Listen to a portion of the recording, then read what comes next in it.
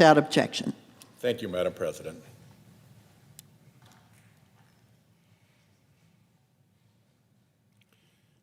It was the spring of 2019. Public and media interest in Special Counsel Robert Mueller's report into Russia's election interference operation reached a fever pitch. There had been a steady drip, drip, drip of reporting on the Trump team's cozy and peculiar relationship with Russia since his surprise election victory in 2016.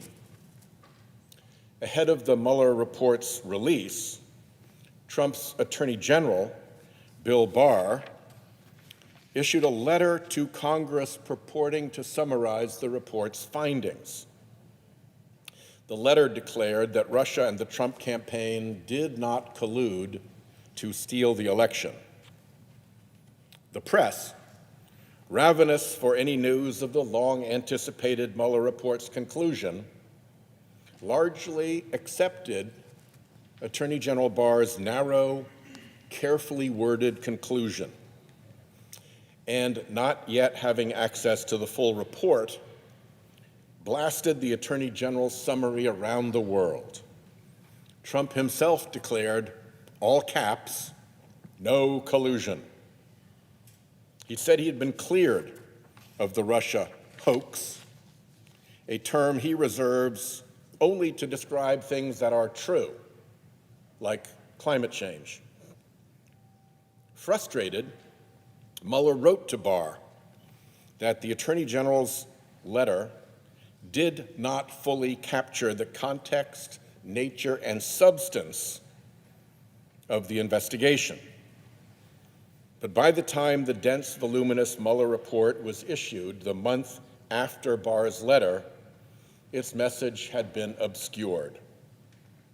The Mueller report actually concluded that the Trump campaign knew of and welcomed Russian interference and expected to benefit from it. That conclusion was later echoed and reinforced by an investigation led by then-Chairman Marco Rubio's Senate Intelligence Committee, a bipartisan report. But Barr's scheme had largely worked. Many in the media and in the Democratic Party seemed to internalize that the Russia speculation had perhaps gotten out of hand and that perhaps we had been wrong to believe there was a troubling connection between Trump and Russia after all. But were we? Let's take a look at a sampling of what Trump has done for Russia just lately, and usually at the expense of American interests. There are many, but here's a top 10. 1, after Trump and Vice President Vance theatrically chastised the heroic Ukrainian President Zelensky in front of TV cameras in the Oval Office last year, Trump paused our weapons shipments to Ukraine. 2, in July, during the worst Russian bombing campaign of the war until that point, Trump paused an already funded weapons shipment for Ukraine, including the Patriot interceptors that protect civilians from Putin's savage attacks. 3, that same month, Trump's Treasury Department stopped imposing new sanctions and closing sanctions loopholes, effectively allowing dummy corporations to send funds, chips, and military equipment to Russia. Leaked phone calls show that White House envoy Steve Witkoff and Putin envoy Kirill Dmitriev have worked together closely behind the scenes on a peace deal favorable to Russia. 5, last summer, Trump rolled out the presidential red carpet for the Russian dictator on American soil, with a summit in Alaska that yielded, unsurprisingly, no gains toward ending the war in Ukraine. 6, Trump's vice president traveled to the Munich Security Conference last year to parrot Russia's anti-Western talking points, pushed by right-wing groups that Putin has long funded and used to create political strife in Europe. 7, Trump installed Russia apologist Tulsi Gabbard as his director of national intelligence, much to the glee of Russian state media. 8, upon the confirmation of Trump's Attorney General Pam Bondi, the Department of Justice shuttered its anti-kleptocracy work that had successfully targeted Putin's Russian oligarchs. 9, late last year, Trump unveiled a new so-called national security strategy, which abandoned traditional alliances in Europe and favored a transactional foreign policy that the Kremlin praised as, quote, largely consistent with Moscow's vision and desires. And 10, the Trump administration is even paving the way for Russia's return to global sports competition, ending its isolation in those arenas in the wake of the hostile Ukraine invasion and state-backed systemic doping programs in Russia. That's a top 10, but the list goes on. If Trump were purposefully doing Russia's bidding, it is hard to see what he would be doing differently. The United States is the most powerful nation in the world. Russia is a weak, corrupt regime. My old friend Senator John McCain used to say that Russia is a gas station run by gangsters with an army. It doesn't make sense that the President of the United States, who insists on being dominant in essentially every relationship, is so submissive to one person, and that one person is Russia's dictator, Vladimir Putin. So what is it about Trump and Russia? And could it have any connection with Trump's close friendship with the deceased pedophile Jeffrey Epstein? Much about Epstein remains unknown. But the survivors who have come forward and the millions of emails released through the bipartisan Epstein Files Transparency Act have shed some light on the operation of the late financier's global pedophile ring. And over, it touches Russia. When recently asked by a reporter about the Epstein files, Trump said in part, "It's just a Russia hoax." Again, hoax, the word he uses for when something is true. But the most telling part is that Trump's mind, asked about Epstein, immediately went to Russia. Russia.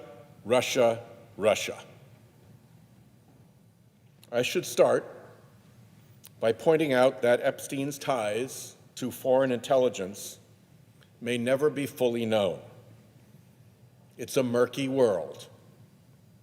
He had links to officials in the United States, Russian and Israeli governments, and many others. But it's worth looking at those ties to Russia, a nation so hostile to the United States. Epstein's career began in the mid-1970s at the prestigious Dalton School in New York City, where despite dropping out of college, 21-year-old Jeffrey Epstein was given a position teaching high school mathematics to the children of some of New York's wealthiest families. Perhaps of note, the outgoing headmaster at the time of Epstein's hire was Donald Barr, the father of future Attorney General Bill Barr, and a former intelligence officer during World War II. The elder Barr was known for making unconventional hires at Dalton. After a couple of years, Epstein was able to leverage the elite connections he made at Dalton to a job at Wall Street investment bank Bear Stearns, where he rose quickly through the company. However, after getting caught fabricating his resume, using the company credit card on expensive gifts for his girlfriend, and ultimately providing privileged stock information to a girlfriend, among other unscrupulous behaviors, Epstein called it quits and started his own financial firm. Those early scams were just the start. Shortly thereafter, Epstein fell in with a wealthy man named Douglas Leese, a British defense contractor with connections in the arms industry and the British government. During this period, Epstein would tell people he was a bounty hunter who tracked down hidden money. According to Stephen Hoffenberg, a former business mentor of Epstein's, who went to prison for a massive Ponzi scheme that he later said Epstein had designed, Leese introduced Epstein to Robert Maxwell.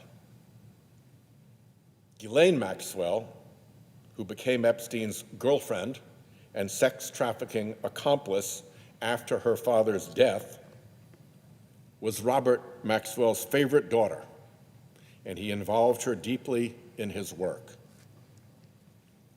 An opportunist in pursuit of wealth, the Czechoslovak-born Robert Maxwell had complex, shifting ties to British, Soviet, and Israeli intelligence.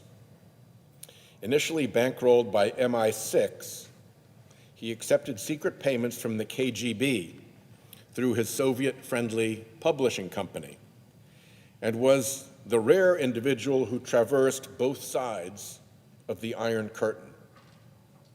In 1992, the British newspaper, the Sunday Express, wrote that a secret document signed by the head of the KGB months before Maxwell's death at sea showed that Maxwell was a political and intelligence asset for the Soviet Union.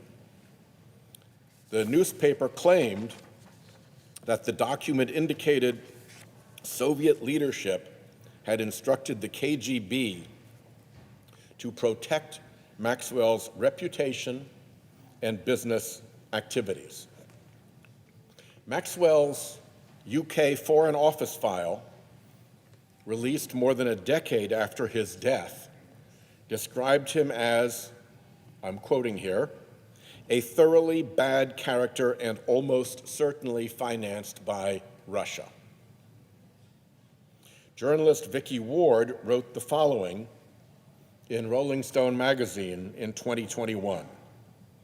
She said, Hoffenberg told me that Epstein had said he'd worked on several projects with Robert Maxwell, including solving Maxwell's debt issues. The word debt is in quotes. Maxwell died in 1991 under very strange circumstances, apparently having fallen off his yacht, the Lady Ghislaine, in the middle of the night, and it was discovered in the aftermath that he'd stolen hundreds of millions of dollars from the pensions of his employees. The story continued. Epstein had also told Hoffenberg that via Maxwell and Lease, he was involved in something that Hoffenberg described as national security issues, which he says involved blackmail, influence trading, trading information at a level that is very serious and dangerous. The story concluded, 4 separate sources told me on the record that Epstein's dealings in the arms world in the 1980s had led him to work for multiple governments, including the Israelis. End quote.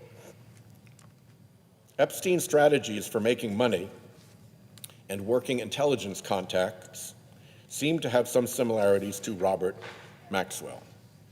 For the record, Epstein, a profligate liar, once told Ward that he never met Robert Maxwell or Lease.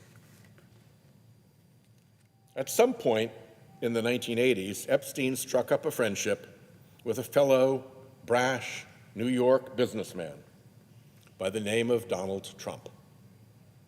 Author Michael Wolff has said of Trump and Epstein, they shared everything. They shared their airplanes. They shared women between them. They shared constantly business and financial advice. End quote. There are many photos of the two men together on the New York and Palm Beach party circuits throughout the 1990s. Trump now famously said in 2002, "I've known Jeff for 15 years. Terrific guy. He's a lot of fun to be with. It is even said that he likes beautiful women as much as I do, and many of them are on the younger side." Alan Dershowitz told the New York Times in 2019 that in those days, if you didn't know Trump and you didn't know Epstein, you were a nobody. Dershowitz is the well-known lawyer who served both on Epstein's defense team when he was charged with having sex with minors back in 2006, and on Trump's impeachment defense team in 2020. The president of Trump's Atlantic City Trump Plaza Hotel in the late 1980s said he saw Trump and Epstein together so frequently that he believed Epstein was Trump's best friend. That same man described an incident where Trump brought Epstein and a 19-year-old girl to the casino gaming floor. Epstein once took a model to Trump Tower, where she says Trump groped her while laughing with Epstein. She remarked that it seemed like a twisted game between the two men. One survivor says Epstein summoned her to his offices late one night. Trump soon arrived, and according to the New York Times, she recalled feeling scared as Mr. Trump stared at her bare legs. Then Mr. Epstein entered the room, and she recalled him saying to Mr. Trump, "No, she's not here for you." After the men left the room, she said she overheard Trump commenting that he thought she was 16 years old. In 1992, Trump hosted a calendar girls competition at Mar-a-Lago for dozens of young women. The event organizer was appalled to learn that Trump and Epstein would be the only men present. A private showing. During Maxwell's trial, one of Epstein's victims said he took her to meet Trump at Mar-a-Lago when she was 14. Maxwell recruited 16-year-old Virginia Giuffre from the spa at Mar-a-Lago. Giuffre was abused by Epstein and trafficked to other men in Epstein's orbit. Trump said in 2025, "I think Giuffre worked at the spa. He stole her." He being Epstein. In 1997, the UK tabloid The Daily Mirror, formerly owned by Robert Maxwell, claimed that Trump was dating a 20-year-old British model and that Ghislaine Maxwell had introduced them at a party. The tabloid notes, Trump met the model at a party in Manhattan. Several American millionaires already had their eyes on the model, but she was there with Robert Maxwell's daughter Ghislaine, who has introduced several of her attractive friends to the property developer, Trump. According to the Mirror, after their meeting, Trump flew Madam Maxwell and the model south to the Sunshine State, where they enjoyed a happy weekend together. When they returned to New York, the model was installed in one of Donald's many apartments there. In an interview with BBC Newsnight, the model stated, "Ghislaine Maxwell did introduce me to him," that is Trump, "and she introduced me to him with a clear message of my being with him, in the same way that she had trafficked me and brought me to Jeffrey Epstein," end quote.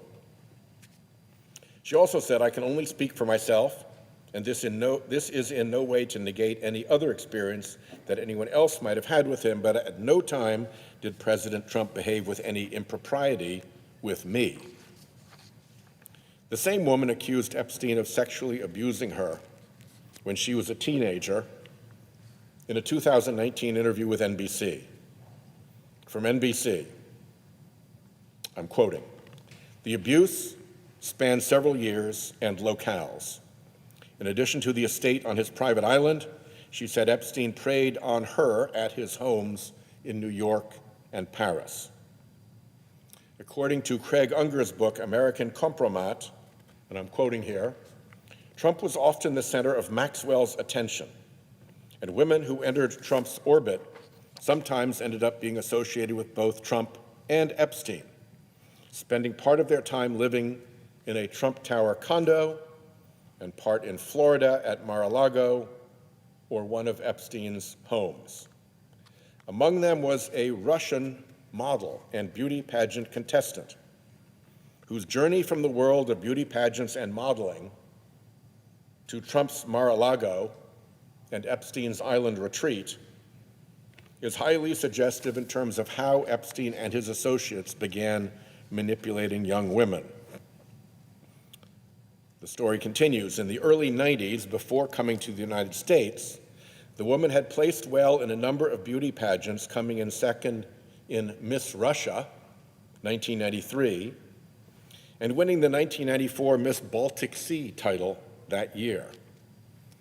In 1995, she left Moscow, spent 6 weeks learning English in St. Petersburg, that's St. Petersburg, Florida, not Russia, and was profiled in the Tampa Tribune as reigning Miss Russia. And before long, she met Donald Trump. Quoting here, "Notwithstanding the fact that Trump was still married to his second wife, Marla Maples, the woman moved into a 30th floor condo in Trump Tower on Fifth Avenue. There, according to an item in the New York Post, her lavish accommodations were taken care of courtesy of an unidentified sugar daddy. She spent time with both Trump and Epstein. Flight logs released by a federal judge in New York in 2019 showed that in February 1999, the woman, then 27, flew on board Epstein's Gulfstream, the so-called Lolita Express, with Maxwell and Prince Andrew from Epstein's Little St. James, AKA Pedophile Island, back to Florida," end quote. Trump has tried to distance himself from his former friend, the monstrous pedophile who is believed to have abused at least 1,000 women and girls. It's worth taking a look at how the friendship between Trump and Epstein allegedly soured. There are varying accounts as to whether Trump ever banned Epstein from Mar-a-Lago over his recruitment of spa workers from the resort. But we know the falling out was at least in part related to a bidding war between Trump and Epstein over a Palm Beach mansion in 2004. Trump won and purchased the property for $41.3 million. Just 4 years later, and after modest renovations, Trump sold the mansion to billionaire Russian oligarch Dmitry Rybolovlev for $95 million. At the time, it was reported to be the most expensive residential property sale in United States history. Pretty stellar investment for Mr. Trump. The oligarch, for his part, after paying the $95 million, never even moved in. Which brings us back to Russia. Epstein claimed to have given at least some insight on Trump to the Russians. Epstein met on many occasions with Vitaly Churkin, Russia's representative to the United Nations from 2006 until Churkin's death in 2017. Epstein wrote in an email, "Churkin was great. He understood Trump after our conversations. It is not complex. He must be seen to get something. It's that simple." End quote. Epstein wrote in 2018 to Thorbjørn Jagland, a former prime minister of Norway, who was then head of the Council of Europe, I'm quoting here, "I think you might suggest to Putin that Lavrov can get insight on talking to me." That appears to be a reference to Sergei Lavrov, Russia's Minister of Foreign Affairs.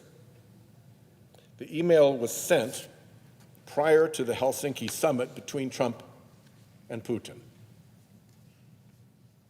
In another email to Jagland, Epstein wrote that he wanted to help Putin and Russia reinvent the financial system. A 2017 FBI report, based on a confidential human source, claims that Epstein was President Vladimir Putin's wealth manager. End quote. Epstein tried several times to meet with Putin, often via Jagland, although it is unclear if any such meeting took place. But Putin is named almost 1,000 times in the latest tranche of Epstein file documents, and there are almost 10,000 references in the documents to Moscow. Epstein roped many Russian and East European girls and women into his trafficking operation. The New York Magazine profile of Epstein, published all the way back in 2002, reads, "Indeed, at a party at Maxwell's house, her friends say, one is just as apt to see Russian ladies of the night as one is to see Prince Andrew." End quote. In Ward's 2003 profile of Epstein, a guest described a, quote, "cocktail party thrown by Maxwell that Prince Andrew attended, which was filled," she says, "with young Russian models." In a 2010 email, Epstein suggested a young woman as a dinner companion to Andrew Mountbatten Windsor, the former prince, assuring him that she was, and I'm quoting here, "Russian, beautiful, and trustworthy," end quote. The Daily Beast recently reported on an alleged classified U.S. intelligence document claiming that, and I'm quoting here, Andrew Mountbatten Windsor was drawn into Moscow's orbit thanks to his relationship with Jeffrey Epstein, which the Kremlin allegedly used as a route into the British establishment. In another 2010 email to a person whose name has been redacted, Epstein wrote, and I'm quoting here, "Tomorrow I'm organizing a dinner for some new Russian girls. See you at 10. He received an email from a redacted sender in 2012 that read, I have 2 Russian girls for you to meet, one 21, another 24. A message left for Epstein by one of his employees in 2005 claims that French model scout Jean-Luc Brunel had found a, quote, teacher who could give Epstein, quote, free lessons. Quote, he has a teacher for you to teach how to speak Russian. She is 2 times 8 years old, not blonde, end quote. 2 times 8 years old. According to American Compromat, in addition to whatever legitimate careers Brunel may have fostered, as a model scout, he also allegedly hired scouters to identify, procure, and transport underage girls, many 15 years of age and under, hire them to give, quote, massages, and traffic them. Brunel was found hanged in his French jail cell in 2022 after being arrested on rape and sex trafficking charges. Bill Gates said he had affairs with 2 Russian women, which Epstein later discovered.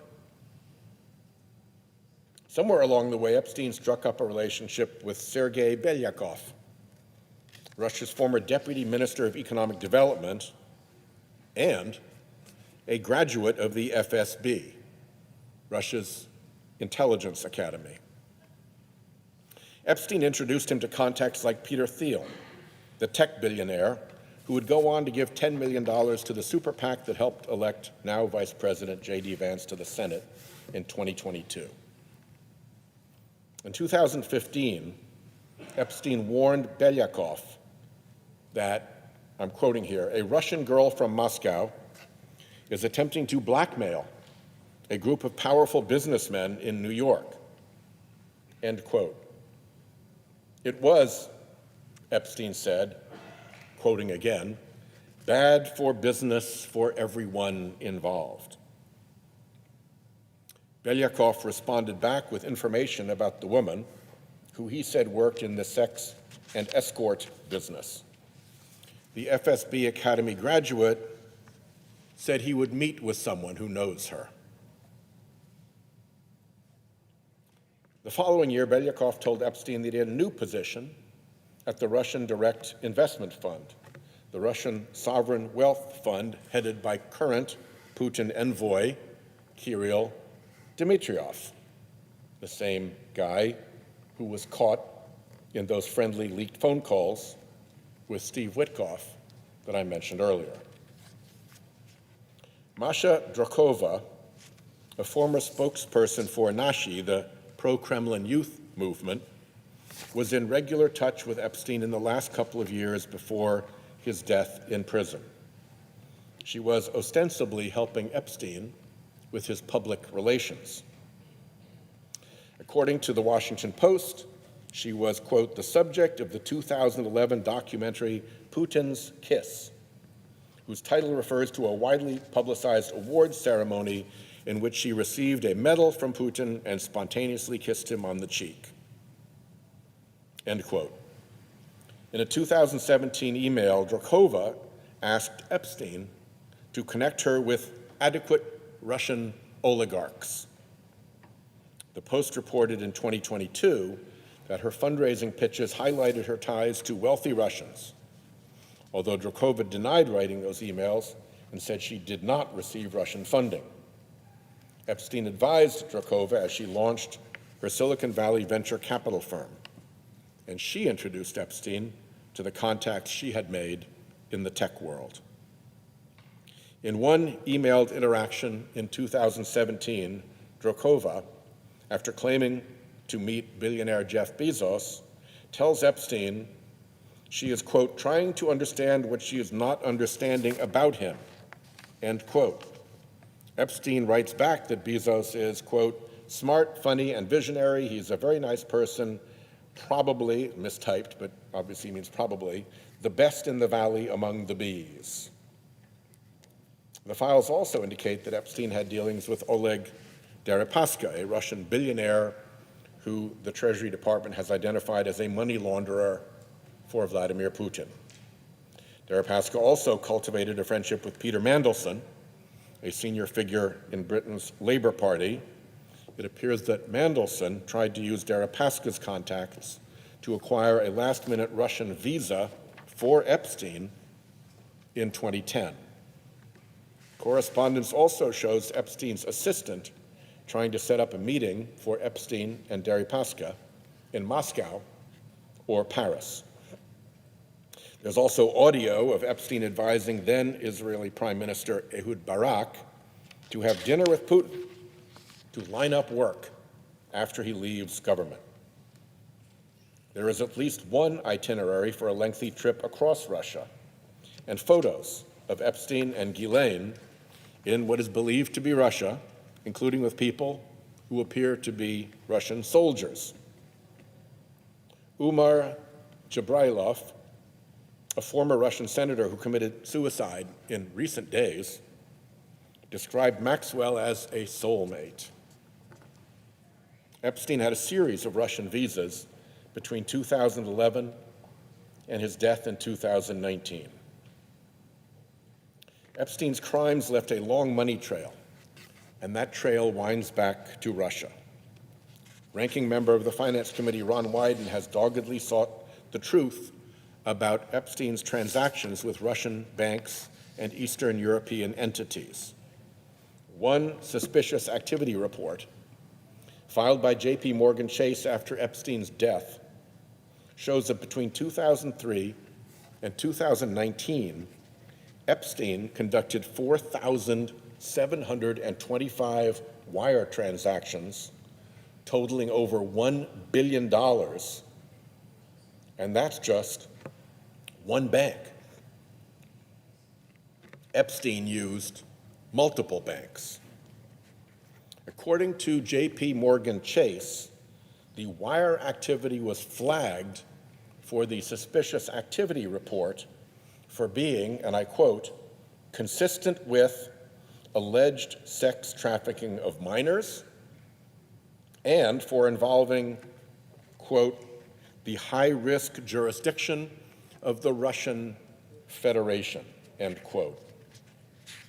CNN notes that 2 accounts, including in the suspicious activity report, were linked to now-sanctioned Russian banks Alfa Bank and Sberbank. Also named in the suspicious activity reports, Maxwell, associated entities like Brunel's MC2 Model Management, and various women and girls. Let's go back to the journalist Vicky Ward. Sources who range from former arms dealers to former spies, and also Hoffenberg, suggest that Epstein, who lacked any sort of moral compass, decided to compromise influential people by recording them doing things they wouldn't want made public. And once he got out of jail in the last 10 years of his life, Epstein bragged to various people, including journalists, that he was advising a whole assortment of foreign leaders who included Vladimir Putin, Mohammed bin Zayed, Mohammed bin Salman, various African dictators, Israel, the British, and of course the Americans. He also told several of the same people that he was making a fortune out of arms, drugs, and diamonds. I'm still reading the same quote. He was known in the intelligence world as a hyper-fixer, somebody who can go between different cultures and networks. Epstein was, of course, known for his parties, which he insisted on hosting in his various mansions, where he could completely control the environment. Many of Epstein's victims have said they believe they were recorded.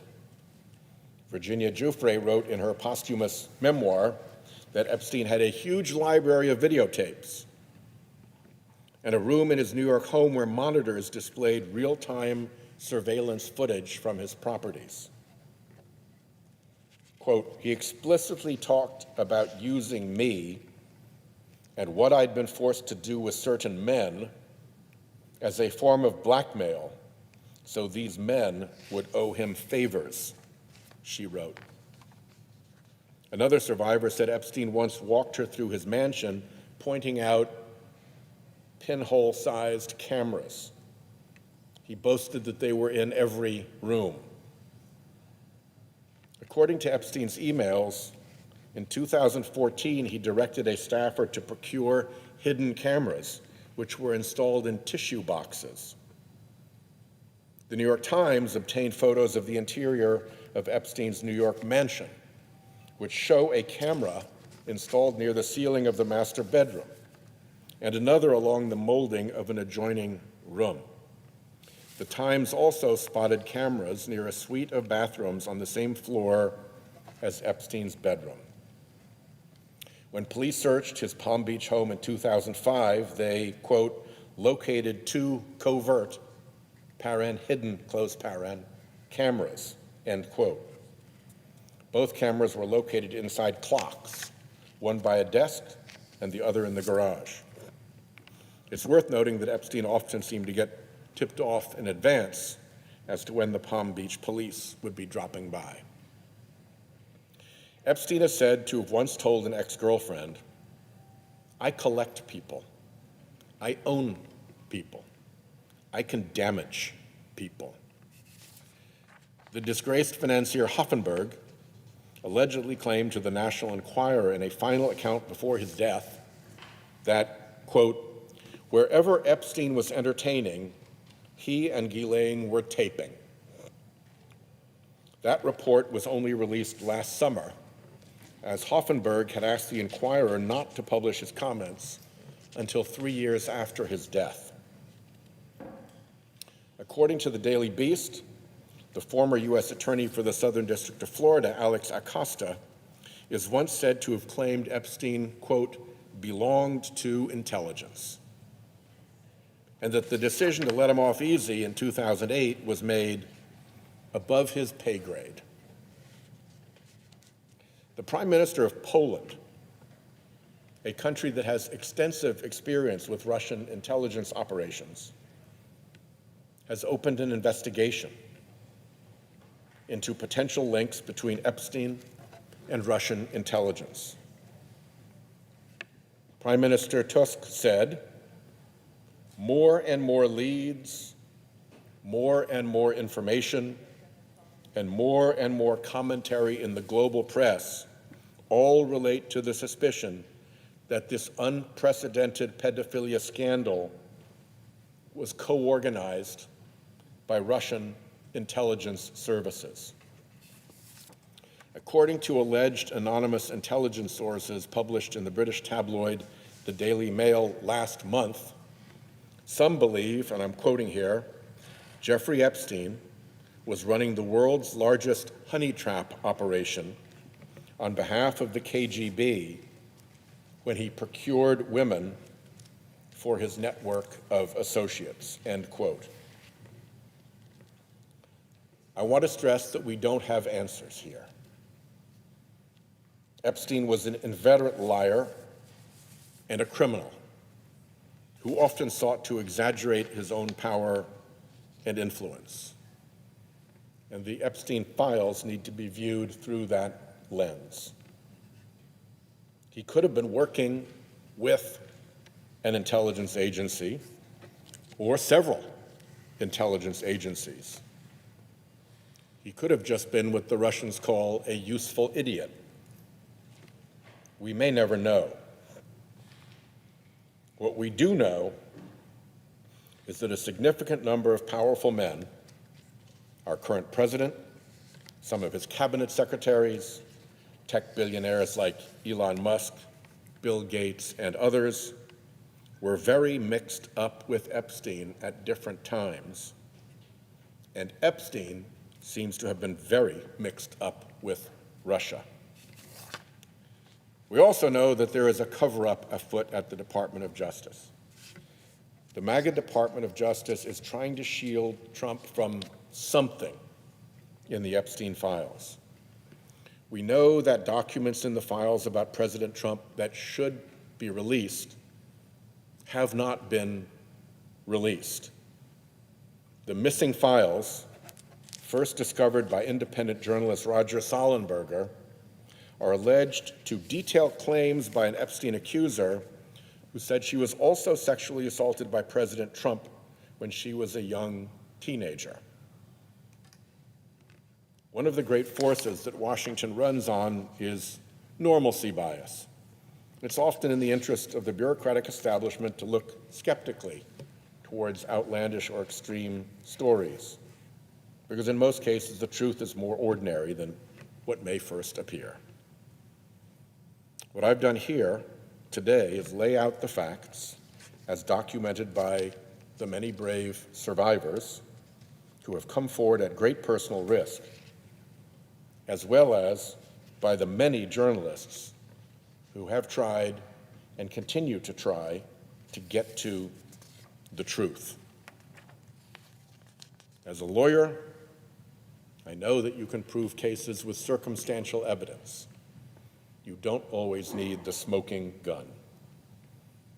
Here, we have links with Russia, girls from Russia, money from Russia, people from Russia, deals and transactions with Russia, contacts with people with Russian intelligence, news reports exploring contacts with Russia, and an official investigation from the government of Poland into an Epstein-Russia connection.